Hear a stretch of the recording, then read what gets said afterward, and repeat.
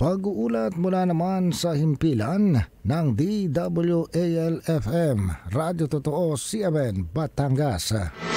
CNN Live Nation. Renz Belda, magandang araw sa iyo. Magandang umaga Ariel, magandang umaga Pilipinas. Isang natatanging pagkilala at parangalang muling ipinagkaloob ng Department of Health Center for Health Development o DOHCHD Calabarzon sa Batangas Provincial Blood Council bilang pasasalamat at recognition sa natatanging itong kontribusyon at pagsuporta sa National Voluntary Blood Services Program. Ang katibayan ng pagkilala ay iginawad sa ginap na gawad Dugong Calabarzon at Regional Blood Program Implementation Review ng DOHCHD 4A sa ilalim ng pangasiwa ng Regional BFSP nitong nakaraang araw.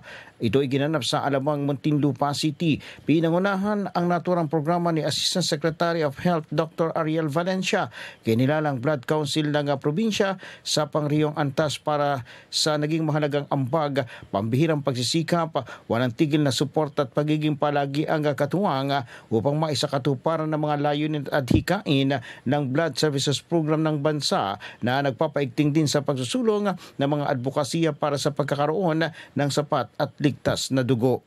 Mula sa DWL-FM 95.9, ito si Renz Belda ng CMN Batangas, nag-uulat live para sa CMN Pilipinas. CNN Live Nationwide.